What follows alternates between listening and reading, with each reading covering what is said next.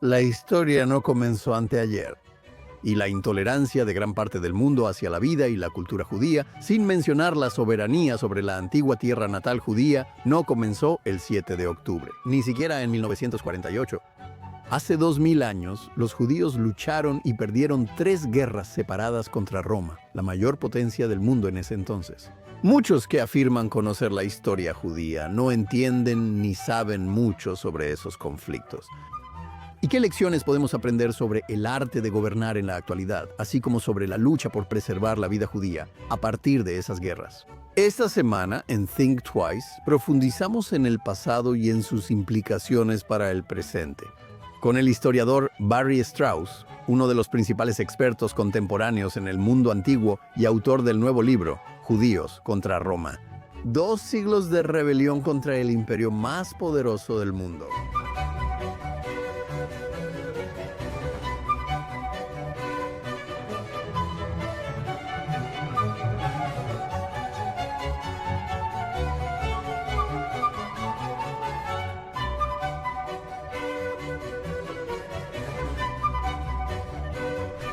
Hola y bienvenidos a Piensa Dos Veces. Hoy tenemos una conversación fascinante para ustedes con el historiador Barry Strauss, autor de Judíos contra Roma. Pero antes de comenzar el programa de hoy, quiero recordarles, como siempre, que además de Piensa Dos Veces, hay un podcast diario de Jonathan Tobin donde comparto más noticias y análisis con ustedes sobre los temas más importantes que enfrentamos hoy en día. El programa diario Jonathan Tobin Diario está disponible en el canal de JNS donde escuchen sus podcasts. Y ahora pasemos al programa de hoy. Vivimos en una época donde saber historia, antes esencial para ser educado, está en su nivel más bajo. No solo nuestro sistema educativo ha abandonado en gran medida la enseñanza de la historia en favor de estudios especializados de género o de minorías. Actualmente, gran parte de la enseñanza es una visión distorsionada del pasado, influida por mitos de izquierda sobre raza, interseccionalidad y colonialismo de asentamiento. Aún peor, mucho de lo que hoy se considera un análisis del pasado no es más que las divagaciones de farsantes de Internet. Como Darrell Cooper, negacionista antisemita del Holocausto, famoso por su admirador Tucker Carlson. Aunque podría ser difícil notarlo si solo conoces la historia por YouTube o TikTok. Los historiadores que aportan valor sobre el pasado y el presente siguen trabajando. Más importante aún, la necesidad de exámenes serios del mundo antiguo, así como del pasado más reciente, es mayor que nunca. Y aquellos que reflexionan sobre los dilemas actuales de Medio Oriente harían bien en considerar los precedentes, así como los indicios de los conflictos actuales. Eso es especialmente cierto con respecto a la historia de la tierra de Israel y lo que sucedió ahí hace 2000 años, cuando el pueblo judío libró batallas épicas y desiguales contra el Imperio Romano, que aún resuenan hoy en día. Por eso es un honor contar hoy con uno de los historiadores más importantes del mundo antiguo, recién autor de un libro sobre esas guerras.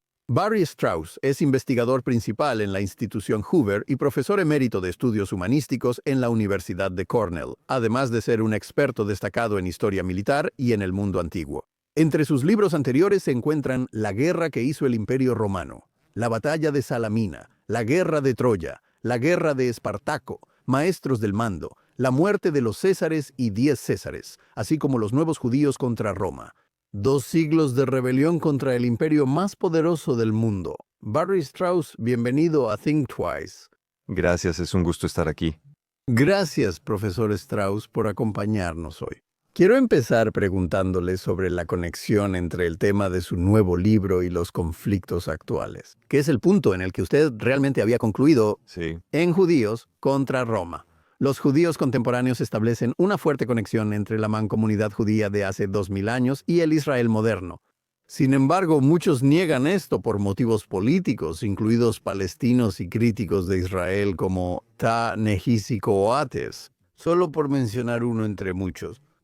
E incluso hay historiadores respetados que piensan que la identificación con los judíos de la era de las 3 guerras sobre la que escribes es algo anacrónico. Tom Holland, quien es uno de los autores más leídos sobre el mundo antiguo, lo afirmó explícitamente en su libro más reciente, Pax, que cubre el periodo sobre el que tú también escribes. Desde otra perspectiva, él creía que era un error llamar judíos a quienes participaron en esos conflictos y prefería llamarlos judeanos. Tú no haces esto en Judíos contra Roma. No.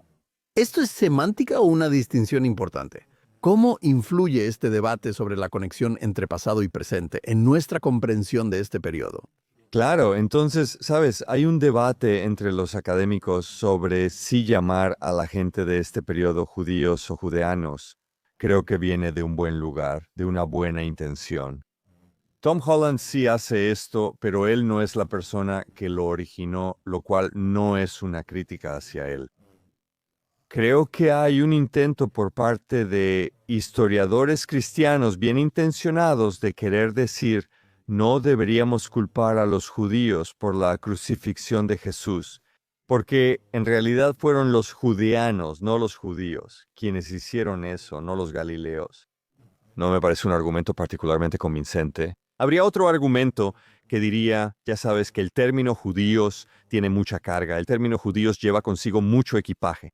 Y, por supuesto, estas personas eran los antepasados de los judíos modernos, pero es más preciso llamarlos judeanos, que es como ellos se consideraban a sí mismos. No me parece un argumento convincente por dos razones. Primero que nada, en hebreo, la conexión entre Yehudim y Yehudim es muy cercana, mucho más cercana que entre judeanos y judíos en inglés. Y en segundo lugar, hacer esto es borrar a los judíos de la historia judía. Quiero decir, actuar como si no hubiera judíos en la antigüedad, lo cual tiene todo tipo de terribles connotaciones políticas. Así que no creo que sea preciso. Creo que en gran parte es bien intencionado y tal vez, en cierto sentido, pedante. Pero, ya sabes, como dijo un académico, en general no existe un nombre inocente en la historia. Creo que es cierto, así que debemos ser cuidadosos con los nombres que elegimos. De hecho, mencioné esto brevemente en una nota al pie de mi libro. Creo que es un debate razonable de tener, pero creo que al final, judío es la palabra apropiada en lugar de judeano. ¿Qué había en la cultura política de los judíos de la era del Segundo Templo y la del Imperio Romano, que llevó no solo a un conflicto, sino a 3 guerras apocalípticas en el transcurso de menos de 75 años? Eso fue como en tu libro y otros, ¿tú? Los romanos creían que los judíos estaban locos. Incluso pensaban que eran ateos porque no creían en muchos dioses. No entendían la cultura judía. Ya sabes, pensaban que había algo loco en ellos. Obviamente los judíos realmente no entendían Roma, o al menos la mayoría de ellos no lo hacía. ¿Qué llevó a esto? ¿Qué había en esta relación que era obviamente tan tóxica?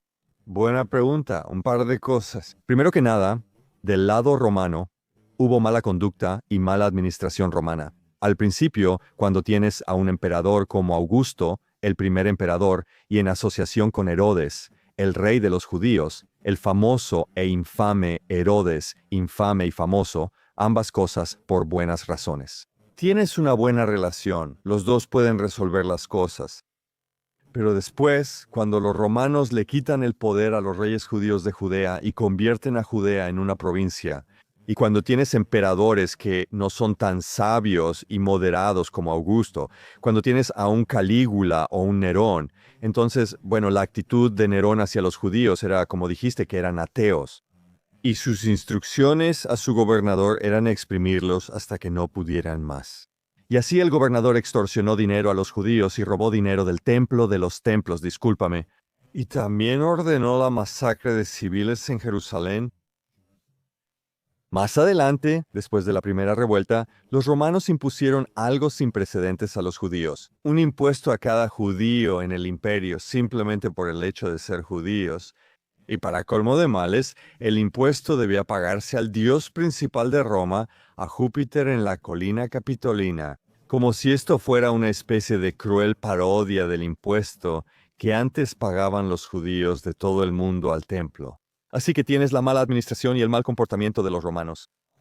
Desde el punto de vista de los judíos, hay dos factores, o en realidad tres. Primero, Judea fue un estado independiente cuya independencia se logró de forma increíblemente difícil, dramática e incluso mítica, en la famosa revuelta de los macabeos, y solo un siglo después, Judea pierde su independencia ante Roma. Casi no hay nadie en Judea que no resienta eso y lamente lo que pasó. Y luego hay dos factores que llevan a la rebelión. Uno es lo que podrías llamar religioso o ideológico. Este periodo es la edad de oro del pensamiento apocalíptico y mesiánico en el mundo judío y en lo que se convierte en el mundo cristiano.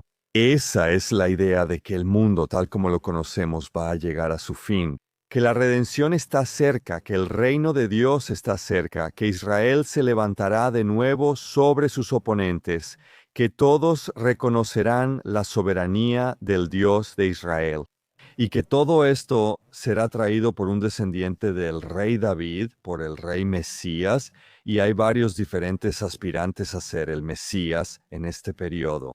Este tipo de creencia no fomenta la obediencia pasiva al opresor romano. Por otro lado, hay un factor muy pragmático que animaría a la gente a rebelarse, y es que los judíos de Judea, o los judeanos, si lo prefieres, no están solos.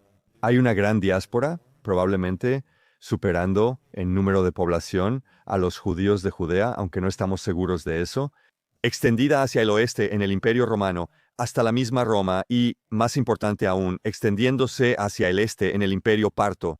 El hecho de que hubiera una comunidad judía grande, próspera y militante en el Imperio Parto, particularmente en lo que ahora es Irak, fue un factor muy importante para los rebeldes. Y estratégicamente pensaron que podían obtener ayuda de sus hermanos en el extranjero, posiblemente incluso del rey de Partia y, más probablemente, de la dinastía que gobernaba lo que ahora es el Kurdistán iraquí. Adiabene, antigüedad, esta era una dinastía que se había convertido al judaísmo y que enviaba a sus hijos a Jerusalén para ser educados, que había construido palacios en Jerusalén. Y de hecho sí envió un pequeño número de soldados a luchar en la gran revuelta contra Roma. Así que yo diría que por un lado fue una mala administración romana y por otro lado también por parte de los propios judíos. Motivos religiosos, ideológicos, nacionalistas y el pragmatismo de esperar ayuda extranjera impulsaron la revuelta. Ahora mismo, ya sabes, en tu libro, como acabas de explicar brevemente, nos cuentas sobre la historia del siglo que precedió a la Gran Revuelta y las revueltas que le siguieron. ¿Cómo perdieron los judíos la independencia que los macabeos habían ganado? ¿Y cuál fue el papel que tuvo Herodes, a quien ya mencionaste? Alguien que tiene un papel muy importante en la narrativa cristiana, pero que también es una figura clave, aunque a menudo poco comprendida en la historia judía. ¿Cuál fue su papel al intentar lograr un equilibrio entre Roma y su cultura y la de los judíos? ¿Y por qué eso no pudo durar? Grandes preguntas. Entonces, como nos cuenta Josefo, y Josefo es nuestra principal fuente para este periodo, un personaje fascinante y problemático en sí mismo, los judíos invitaron a los romanos. Los romanos habían conquistado la vecina Siria justo en el momento en que había una disputa dinástica, casi una guerra civil entre dos miembros de la dinastía Asmonea, la dinastía fundada por los macabeos, y estaban luchando por el poder. Cada uno va con el general romano, Pompeyo el Grande en Siria, y le dice, «Ven y ayúdame». Y Pompeyo elige al que cree que será más dócil y más probable que obedezca a Roma. Él invade Judea por invitación de este tipo. Llega a Jerusalén y luego pone sitio al monte del templo, donde la otra facción tiene el control. Y pasan varios meses antes de que Pompeyo pueda tomar el monte del templo. Lo hace, lo toma. Famosamente entra en el Santo de los Santos para horror de la población judía y pone a su hombre a cargo, lo degrada de rey a tetrarca, que es algo así como un gobernante local, y le quita parte del territorio en Judea que los macabeos habían conquistado, y libera algunas de las ciudades griegas. Hay muchas ciudades en Judea con población mayoritariamente de habla griega. Muchos de ellos probablemente sean sirios y no judíos. Los hace independientes y le corta a Judea el acceso al mar, así que es un acuerdo duro. La facción que pierde recurre a los partos, al antiguo imperio iraní. Y unos 25 años después, cuando Roma está débil por la agitación tras el asesinato de Julio César, llaman a los partos y los partos invaden. Conquistan Siria, conquistan parte de Asia Menor y conquistan Judea, poniendo a su propio hombre en el trono. Así que ahora Judea ha pasado de ser una dependencia romana a ser una dependencia parta. Entra Herodes. Su familia, especialmente su padre, había sido cercana a los romanos. Herodes se escapa de Judea, va a Roma y presenta su caso diciendo, yo soy su hombre. Y los romanos, el Senado lo declara rey de Judea. Difícil de creer, el rey de los judíos es ungido, por así decirlo, por el Senado romano. Y Herodes regresa a Judea, donde le toma los siguientes 3 años luchar contra la oposición a que él sea rey y contra el regreso de los romanos. Recibe ayuda intermitente de las legiones romanas, y al final, son esas legiones las que le permiten conquistar Jerusalén y hacer de Judea su propio reino. Así que ahora estamos en el año 37 antes de Cristo. Desde el 37 antes de Cristo hasta el 4 antes de Cristo, Herodes es el rey de Judea. Y aunque gobierna con mano de hierro, es un estratega muy inteligente. Y trabaja muy de cerca con los principales romanos. Primero con Marco Antonio y luego, sin perder el ritmo, cambia a Octaviano, el futuro Augusto, después de que Octaviano derrota a Antonio y Cleopatra. Y les promete que él va a ser el tipo que va a mantener a Roma a cargo de esta provincia. Él va a mantener a los partos fuera, va a mantener a los romanos dentro y va a mantener la paz entre judíos y griegos en Judea. Él hace esto de varias maneras. Primero que nada, construye 3 templos para Augusto. Uno en este magnífico puerto nuevo que construye en el Mediterráneo, Cesarea Marítima, la ciudad de César junto al mar. Otro en otra ciudad nueva que construye en Samaria llamada Sebaste, que significa Augusta en griego. Y luego, en tercer lugar, construye un enorme y magnífico templo hasta cerca de la base del monte Hermón, en el norte, en el camino a Damasco. Así es como él les dice a los romanos, yo soy su hombre. Ya saben, voy a dejar en claro que esta es una provincia romana, un amigo de Roma, un aliado romano, pero lo otro que hace es complacer a sus súbditos judíos reconstruyendo el templo en Jerusalén, el segundo templo a una escala magnífica, como nunca antes se había visto. De hecho, él lleva a Jerusalén a su mayor periodo de prosperidad hasta el siglo XX.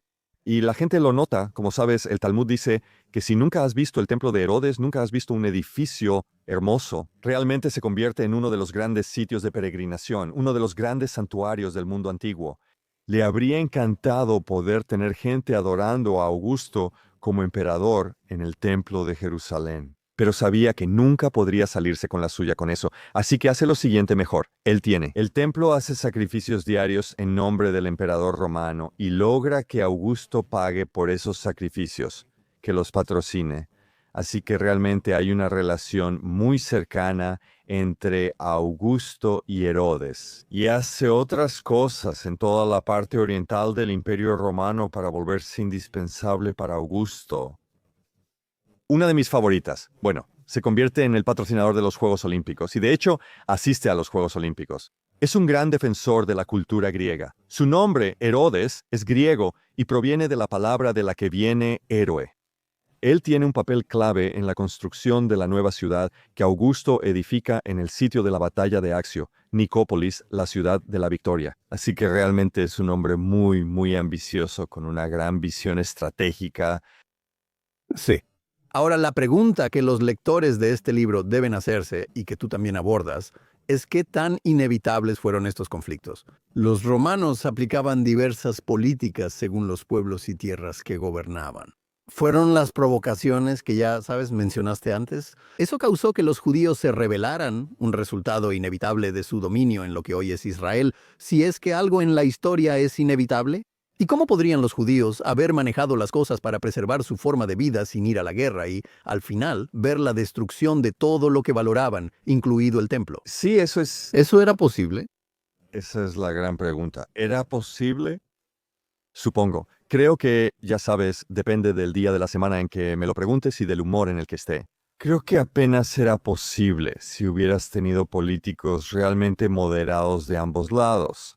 Si, por ejemplo, hubieras tenido el tipo de líderes que dirigían Roma y Judea, como los que tenían Estados Unidos y la Unión Soviética durante la Guerra Fría. Es decir, hay algunas líneas que no cruzaremos porque sabemos que llevaría a una destrucción mutua asegurada.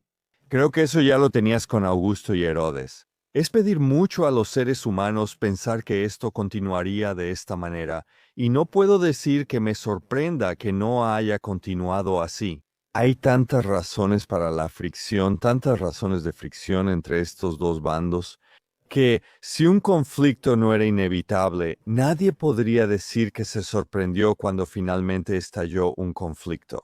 Quiero decir, para que el conflicto no ocurriera, los judíos tendrían que aceptar la ficción legal de que la capital de Judea era Cesarea, donde se sentaba el gobernador romano. Y los romanos tendrían que aceptar la ficción legal de que la capital de Judea era Jerusalén y sobre todo la casa de Dios, el templo en el monte del templo. Ambas partes tendrían que seguir siendo moderadas y aceptar esto. Y los romanos están presionando constantemente. Bajo Calígula, más conocido como Gayo, él insiste en que se erija una estatua suya en el templo.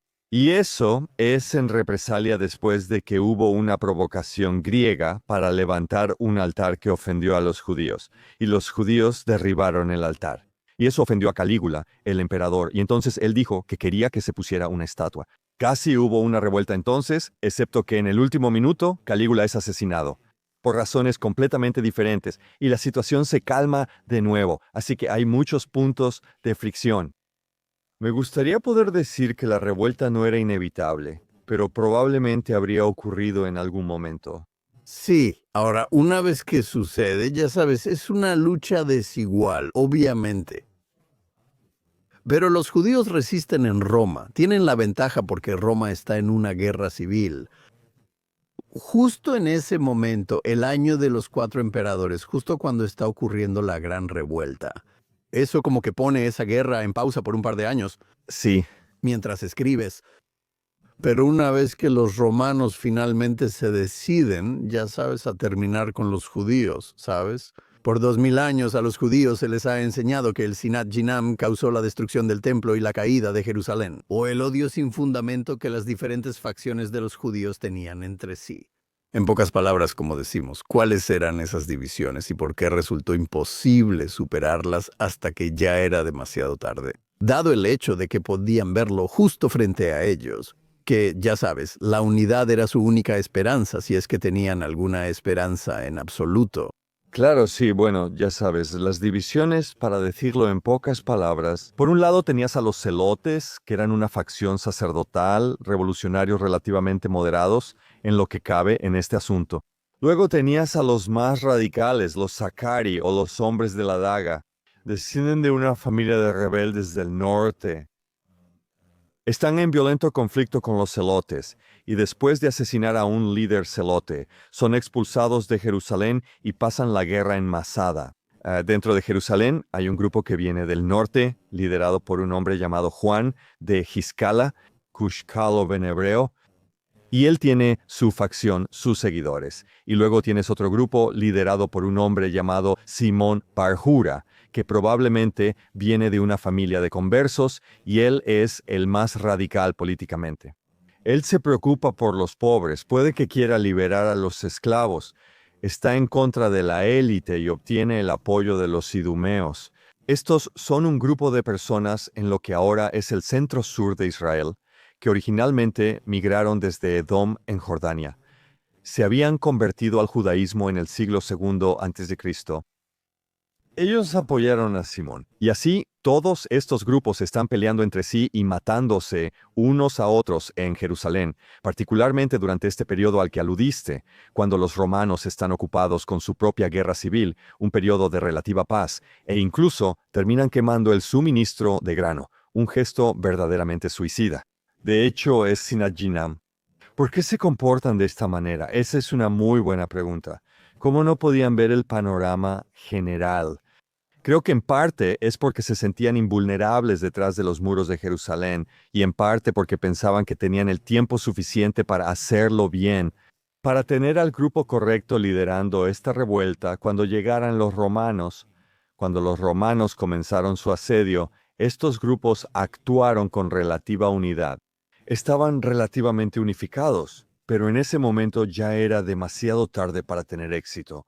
Además, no es manera de animar a los partos. Si tu objetivo estratégico es conseguir a los partos, quieres mostrar que eres un caballo fuerte en el que los partos pueden apostar. Pero si los partos ven que te estás desmoronando, bueno, esa no es la manera de conseguir ayuda externa. En este momento, ¿existe algún escenario realista en el que la gran revuelta pudiera haber sido un éxito, en lugar de un error colosal en el que un pueblo pequeño sin un ejército real pudiera haber resistido el poderío del que, como dice tu libro, era el imperio más poderoso del mundo? ¿Cuáles fueron los factores que llevaron a los judíos a pensar que era una buena idea? ¿Y qué papel jugó el reino de Partia, como dijiste, que ahora está en Irak e Irán en este pensamiento? Sí. Y ya sabes, dado el hecho de que los romanos y los partos estuvieron enfrentados durante todo este periodo y que los partos a menudo salían mejor parados que los romanos en este periodo. ¿Sabes? Eso podría haber, ya sabes, cuando lo ves desde ese punto de vista, es serio. ¿Por qué los partos no aprovecharon la gran revuelta para sacar ventaja sobre los romanos con quienes siempre estaban peleando de todos modos? Claro, es una gran pregunta. La Gran Revuelta inicia en el año 66. En el año 63, los partos lograron una gran victoria sobre los romanos y consiguieron que los romanos aceptaran el hecho de que la dinastía parta pusiera a uno de los miembros de la dinastía en el trono de Armenia, que en la antigüedad era un país más grande de lo que es hoy y muy importante estratégicamente. Los romanos presentaron esto como un éxito porque el rey de Armenia fue a Roma y se arrodilló ante el emperador. En realidad fue una derrota estratégica y todos lo sabían. Si yo fuera un posible rebelde, 3 años después vería al rebelde judío. Estoy mirando a mi alrededor y diciendo, los partos pueden ayudarnos, y los partos tienen ventaja sobre los romanos. Nerón había enfrentado revueltas en Occidente, y Nerón estaba un poco inestable en el trono. Otra razón para pensar, vaya, este podría ser un buen momento para rebelarse. No creo que sea una locura que los rebeldes piensen esto, y está alimentado por este fervor religioso que hará que la gente los apoye en la rebelión. Además, Jerusalén está extremadamente bien fortificada. Es una de las ciudades mejor fortificadas del mundo antiguo. Así que si eres un rebelde y piensas que los romanos van a matar a mi gente, están masacrando civiles en Judea.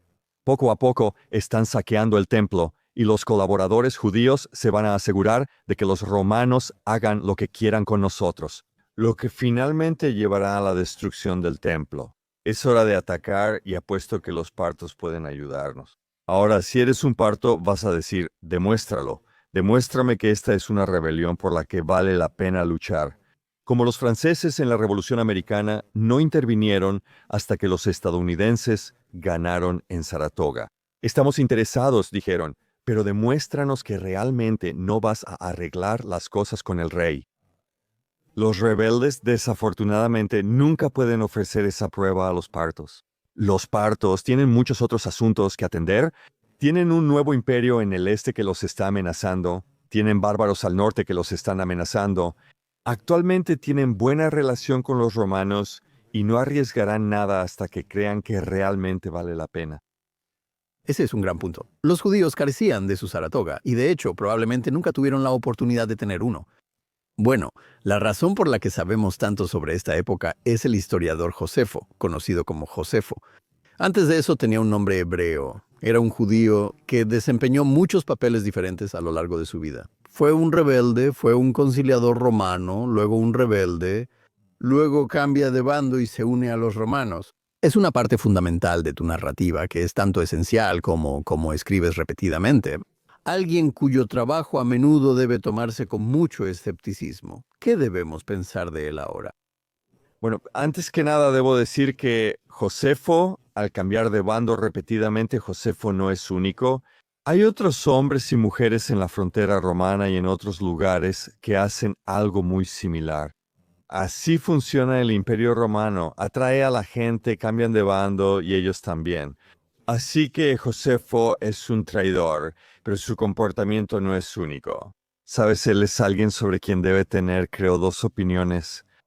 Es un traidor, no hay forma de ponerle buena cara, pero dedica el resto de su vida en Roma a justificar al pueblo judío.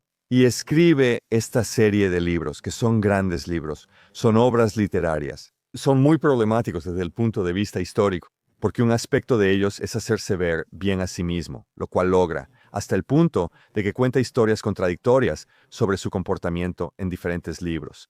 La otra cosa es que él infla las estadísticas como suelen hacer los autores antiguos para hacer que los romanos se vean bien.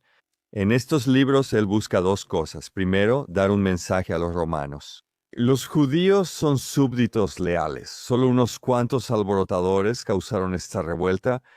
Y no se preocupen, en general somos romanos leales y queremos ser buenos ciudadanos. La otra audiencia a la que se dirige es la audiencia judía y quiere decirles, no lo hagan de nuevo. Los romanos son unos brutos, no se detendrán ante nada. No se atreven a levantar un dedo contra los romanos. Acepten su dominio. Así son las cosas. Así que esas son las dos agendas en su libro. Y creo que los libros, y creo que el hecho de que él está trabajando muy duro para tratar de justificar al pueblo judío y decirles a sus lectores gentiles, los judíos son una gran nación, realmente, una de las grandes naciones de la historia. Creo que eso debería llevarnos a tener cierto respeto por Josefo y tal vez perdonarlo por algunos otros aspectos de su vida que no consideramos tan positivos. Sí, ahora lo dices correctamente, señalas. Hay otras personas que están, ya sabes, en ambos lados de este gran conflicto. Uno de ellos era uno de los ayudantes de Vespasiano y Tito, los romanos, que era judío. Y por otro lado tenemos personas que no eran judías, como la reina Helena de Adiabene, que era una dependencia parta que se convierte al judaísmo. Como dijiste, fueron seducidos por el judaísmo. ¿Qué tan fluido era pasar, ya sabes, del mundo judío al mundo romano? Es esta una época en la que la gente podía realmente ser judía por elección, así como también optar por no tener una identidad judía. Sí, es una gran pregunta y un tema muy debatido por académicos. Creo que para una familia real como la familia real de Adiabene, convertirse al judaísmo es algo inusual, si no es que único. Pero sabemos que hay personas no judías en el mundo romano que se sienten atraídas por el judaísmo y que frecuentan las sinagogas sin llegar necesariamente a convertirse, sea lo que sea que signifique la conversión en este periodo. Y eso en sí mismo es una cuestión controvertida. A veces se les llama temerosos de Dios, temerosos de Dios. Se sienten atraídos por el judaísmo. Hay muchas cosas del judaísmo que les gustan, pero no llegan a convertirse completamente en judíos. Y creo que tu pregunta es realmente muy perspicaz. Estos límites son bastante fluidos. La conversión puede que no sea tan fluida, pero moverse de un lado a otro entre estos diferentes mundos, el mundo romano y el mundo judío, es muy común, especialmente en la diáspora, menos en Judea. Pero en la diáspora es más común, e incluso en Judea no es inusual. Quiero decir, mira a Herodes. Herodes viene de una familia de conversos idumeos por parte de su padre, su madre es árabe, y él mismo está dedicado a la cultura griega. Mientras también construía el templo hasta su mayor altura en el mundo antiguo. Así que sí tienes estas figuras que van de un lado a otro. ¿Verdad? Entonces, ¿por qué hubo más revueltas después de la destrucción de Jerusalén y luego la conquista de Masada? La historia continúa y, en particular, ¿por qué una revuelta de la diáspora judía contra Roma en lo que ahora es Libia, Egipto y Chipre? ¿Sabes? Unas décadas después de la caída de Jerusalén. A simple vista parece un error de juicio peor que la gran revuelta. Sí, Es algo loco. ¿Fue esto simplemente consecuencia de la persecución o fue, como parecen pensar los romanos, una función de la incompatibilidad básica de los judíos con la cultura y el gobierno del mundo romano? no lo pondría exactamente de ninguna de esas dos maneras. Quiero decir, mi idea es que fueron los partos quienes lo hicieron. Entonces, en el año 115, el emperador romano Trajano decide invadir el imperio parto. Este objetivo fue tema de varios romanos por mucho tiempo. Trajano decide actuar al respecto. Él invade el Imperio Parto, conquista Armenia e Irak, llega hasta el Golfo Pérsico. Y es aclamado como Pártico, el conquistador de Partia. Pero luego, al año siguiente hay una insurgencia en Irak. Conozco ese escenario familiar. Y entre los líderes de los insurgentes están los judíos en Mesopotamia, y Trajano instruye a sus generales para que luchen especialmente contra estos judíos que están liderando la insurgencia. Así que, al mismo tiempo, en el año 116, la revuelta de la diáspora comienza en Libia y Egipto y se extiende a Chipre. Ahora sabemos muy poco sobre esta revuelta. Está extremadamente mal documentada, no hay un Josefo y ni siquiera tenemos tanta información como la que tenemos sobre Bar Kokhba, pero lo que tenemos es intrigante. Y para mí el momento es irresistible. Me cuesta mucho imaginar que estos rebeldes no tengan idea de que hay una guerra en Partia y que los romanos están desplegados allá. Y me cuesta mucho creer que no haya mensajeros de Partia viniendo y diciendo a los judíos: si quieren deshacerse de los romanos, este es el momento de actuar. ¿Por qué los judíos de Egipto, Chipre y Libia querrían deshacerse de los romanos? Creo que en parte es porque algunas de las mismas personas que habían liderado la gran revuelta huyeron allí y tenían algunas de las mismas ideas. Pero también este impuesto judío, el fiscus judaicus, es tan insultante, humillante y además perjudicial que permite que, llamémosles radicales, aprovechen la oportunidad. No tengo duda de que había muchos judíos en esas provincias que decían: no sean locos, no se rebelen contra los romanos. Estamos bien, solo dejen las cosas como están. Pero hubo personas que se inspiraron para rebelarse, que ganaron el día y que pudieron haber dicho: y este es nuestro momento, nunca volveremos a tener un momento tan bueno como este. Los partos, especialmente nuestros hermanos, resisten a los romanos, quienes están sobreextendidos. Ahora es el momento de actuar. Y obligan a los romanos a retirar tropas de Partia y enviarlas hacia el oeste para sofocar estas revueltas que lamentablemente los romanos hacen con gran eficiencia, llevando a cabo verdaderas masacres de la población judía en estas zonas y, en gran medida, acabando con lo que habían sido 3 comunidades de la diáspora muy grandes y prósperas. Termina siendo un desastre para los judíos, pero es excelente para Partia, porque los romanos son derrotados en Partia, se ven obligados a abandonar su invasión. Trajano desea pelear de nuevo, pero sufre un derrame cerebral y fallece. Y su sucesor Adriano dice: eso es todo, lo terminaré. Y para hacerlo y abandonar la guerra en Libia, tiene que ordenar el asesinato de 4 de los mejores generales de Roma, que no están de acuerdo con reprimir esta revuelta. Vaya, eso es mucho, pero interesante, y es un tema del que creo que incluso personas que tienen buen conocimiento de la historia judía a menudo no saben nada. Por último, la tercera revuelta es la de Bar Kokhba, ocurrida 70 años después de la Gran Revuelta. La tradición judía, que claramente es ambivalente respecto a la idea de que alguien asuma el título de Mesías, como lo hizo Bar Kokhba, aunque el rabino Akiva le da su, ya sabes, aprobación eso.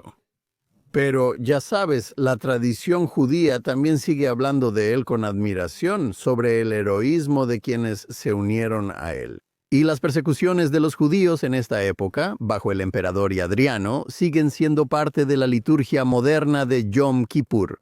Absolutamente. Creo que la pregunta que me intriga es: ¿qué viene primero?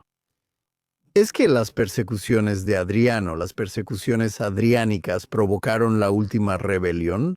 ¿O fueron la respuesta de los romanos contra ella en un intento de finalmente resolver lo que ellos habrían llamado su versión del problema judío? Sí, es una gran pregunta.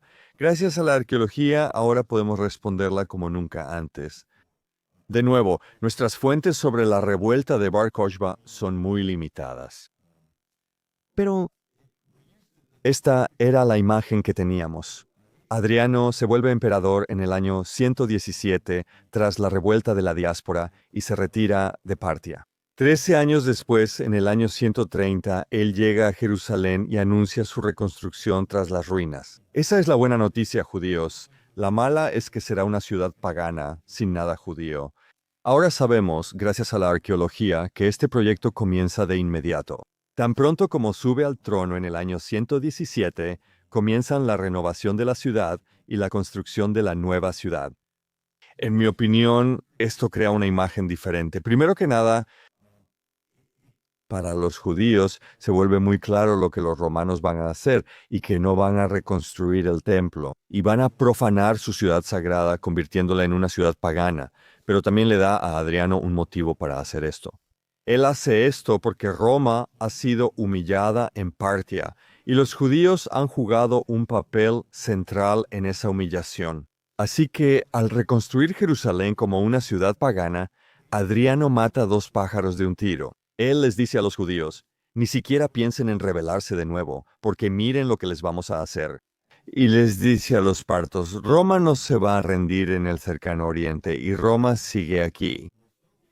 De hecho, vamos a regresar más fuertes que nunca. Yo no hago guerras, pero construyo cosas como el muro de Adriano, el más famoso en Inglaterra. Aquí estoy construyendo esta nueva ciudad romana donde estaba Jerusalén. Así que ni siquiera pienses en avanzar más después de esta victoria que has conseguido. Creo que por eso lo hace. Eso es una declaración total de guerra para los nacionalistas judíos.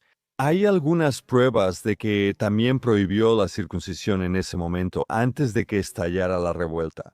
La evidencia proviene de una fuente cristiana, pero es una evidencia bastante razonable. Mi colega, el profesor Schwartz en Jerusalén, sostiene que la circuncisión fue prohibida antes de la revuelta de Bar Kokhba. Entonces, por un lado son los romanos, como dices, tratando de resolver lo que veían como su problema judío, y por otro lado son los patriotas judíos. Nacionalistas respondiendo a esto diciendo, tenemos que luchar contra esto y tal vez los partos intervengan. ¿Qué tan fuertes son los partos frente a los romanos según la historia reciente?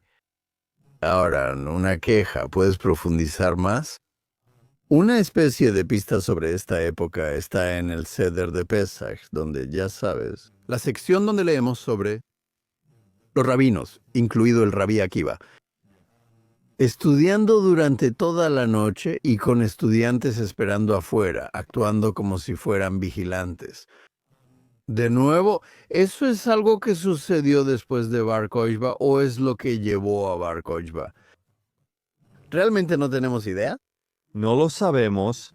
Creo que lo seguro es que fue después de la respuesta de Bar Kokhba a la revuelta.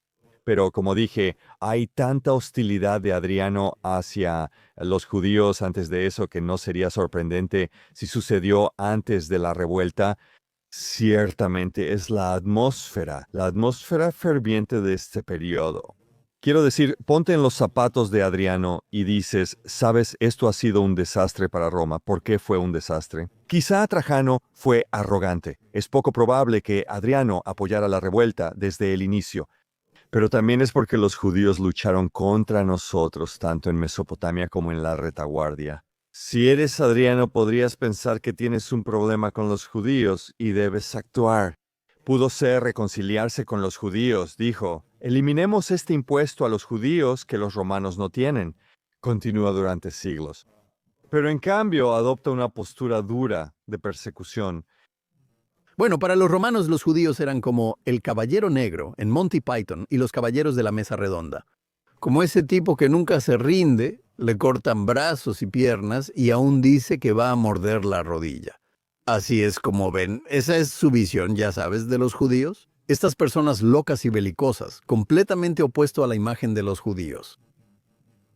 ¿Creían que eran los judíos durante los siguientes milenios? No exactamente.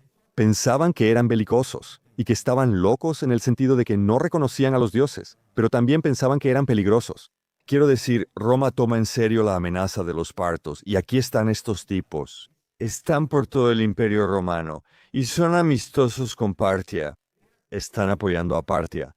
En efecto, están haciendo una contribución en especie al esfuerzo de guerra parto contra Roma. No es que sean simpáticos o locos como el Caballero Negro, sino que son peligrosos. Eso es desde el punto de vista romano, y los romanos no son famosos por decir, cuando enfrentan el peligro, que serán amables contigo. No, no, así no fue como conquistaron el mundo, no. No es así como conquistaron el mundo. Así que, ya sabes, los judíos están jugando con fuego y se queman.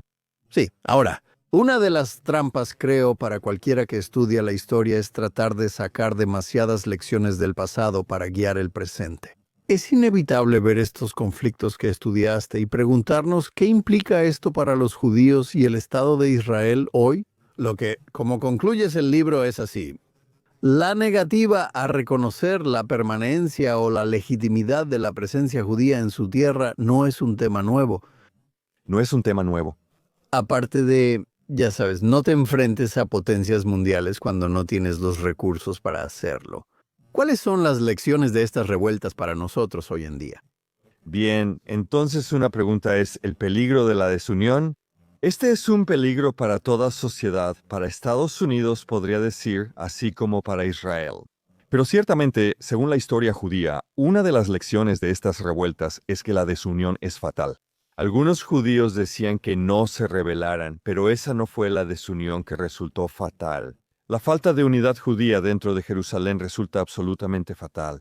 Y creo que debería haber una lección de que solo se puede tener disputas políticas durante tiempos de guerra o en un periodo peligroso. Siempre es un periodo peligroso para Israel, solo puedes llegar hasta cierto punto. Hay muchos israelíes que mencionaron esto.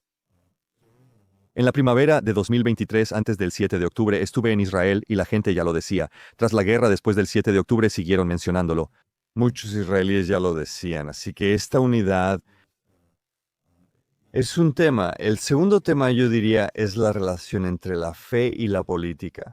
Quiero decir, la fe es esencial para los judíos y para todos, cada quien a su manera. Pero cuando dejas que te lleve a tomar decisiones políticamente peligrosas o poco inteligentes, entonces realmente tienes que pensar bien las cosas. Debes tener cuidado con lo que haces.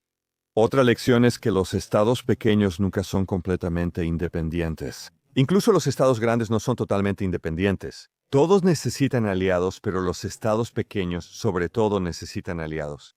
Y por eso creo que Israel hoy debe aprender de la lección del fracaso de los rebeldes en las grandes revueltas. Tenían un plan que era un plan inteligente, conseguir ayuda de Partia. Pero debieron haber sido capaces de hacer un análisis de costo-beneficio y decir, no es probable. Y tal vez retroceder entonces. Pero déjame dar un paso atrás y decir que hay otro asunto. Este es un asunto un poco cósmico. ¿Qué habría pasado si nunca hubieran existido las revueltas judías? Si no hubieran existido estas rebeliones, la gente diría que todo habría sido genial. Los judíos nunca habrían sido exiliados de su tierra natal, el templo habría continuado y simplemente habría seguido funcionando. Pero hay otra posibilidad. Y esa es que poco a poco los romanos, el atractivo del Imperio Romano, habrían ido erosionando cualquier idea de nación judía. Y lo que finalmente habría pasado es que los judíos se habrían vuelto como los fenicios. ¿Dónde están los fenicios hoy? Hay descendientes genéticos, pero ya no existe la cultura fenicia. Habría continuado la cultura judía si nunca hubiera habido una revuelta y si los romanos simplemente, poco a poco, hubieran tomado control de la Tierra Santa. La respuesta es, no lo sé, pero no creo que sea seguro apostar a que así habría sido. Y hay un argumento que dice que las rebeliones fueron terribles, que fueron absolutamente terribles. Pero llevaron a la resiliencia de los rabinos, llevaron al movimiento rabínico y a una resiliencia que ha permitido al pueblo judío sobrevivir. Ahora, muchos historiadores no estarían de acuerdo con eso y tiene que ser algo especulativo. No creo que sea correcto decir que sin rebeliones todo habría sido genial. El resultado pudo haber sido muy diferente. Sí, los contrafactuales son infinitos porque si asumes que no hay rebelión y los judíos de alguna manera logran pasar los siguientes siglos, todavía intactos en su tierra, podría haber pasado otra cosa terrible. Precisamente. No tenemos idea de lo que eso habría significado. Ahora, finalmente quiero preguntarte tu opinión sobre el estado actual del estudio de la historia, yendo un poco más allá de lo que hemos estado discutiendo. Sabes, estamos en una era en la que, solo por dar un ejemplo, un podcaster, un negacionista del Holocausto, un antisemita como Darryl Cooper, puede ser elogiado por algunas voces prominentes como un gran historiador. La enseñanza de la historia en nuestras escuelas de este país ha sido, en gran medida, hasta cierto punto, abandonada en favor de estudios de género y mitos tóxicos sobre la raza y el colonialismo de colonos. La ignorancia y el revisionismo cínico suelen ser la norma para la mayoría de los estadounidenses sobre su pasado. ¿Qué tan importante es que la gente lea más historia real para entender el mundo? Sí, es una gran pregunta y una situación terrible. Educación. El sistema educativo de Estados Unidos, desde kinder hasta universidades, enfrenta problemas. Hay una gran parte que está en manos de los llamados progresistas, de la gente llamada woke. Y ellos están vendiendo narrativas que dan una visión completamente diferente de la historia estadounidense, una visión completamente diferente del mundo, y que facilitan que la gente presione el botón del odio más antiguo y retraten a los judíos como los villanos. No es una situación totalmente blanco o negro. Aún existen muchas personas buenas en el sistema educativo, así como excelentes maestros y profesores universitarios. Pero el otro lado es demasiado fuerte y está bastante desequilibrado. Así que creo que es absolutamente esencial para la próxima generación que las personas buenas tomen el control o tengan una gran parte del sistema educativo y devolvernos a un sistema educativo sensato en el que las personas puedan estudiar la historia sin miedo ni favoritismos, de manera imparcial, sin dar solo una visión del mundo. Creo que sabemos como ciudadanos, sabemos como judíos, incluso seamos judíos o no, sabemos que la educación es absolutamente esencial. Así que esto es algo que tenemos que priorizar. Sí, es una nota importante para concluir. Profesor Strauss, muchas gracias por acompañarnos hoy. Es un placer. Para nuestra audiencia, seas aficionado a la historia o sepas que muchos dilemas actuales tienen ecos del pasado, recomiendo de todo corazón Judíos contra Roma. Como todos tus libros, es una gran lectura. ¿Dónde pueden nuestros espectadores y oyentes seguirte y encontrar tus libros? Claro, tengo un sitio web. Es muy sencillo, barrystrauss.com. Puedes seguir mi trabajo ahí. Mis libros están disponibles donde se vendan libros y hay enlaces en el sitio web para comprarlos. Puedes ir a Amazon, puedes ir a tu librería favorita. Los encontrarás en muchos lugares, así que muchas gracias por tu interés en ellos. Gracias. También agradecemos a nuestra audiencia. Recuerden leer JNS en jns.org, suscribirse a nuestros boletines y escuchar la edición diaria de Jonathan Tobin en todas las plataformas de podcast. Ya sea que nos escuchen ahí, nos vean en vivo en Facebook, X o en el canal de YouTube de JNS, denle like o suscríbanse a JNS, activen la campanita y denos buena reseña. Por favor, escríbanos a Think Twice en jns.org y díganos dónde escuchan o ven el programa y qué opinan sobre él. Y recuerden, sigan leyendo y pensando por ustedes mismos. Nos vemos la próxima semana.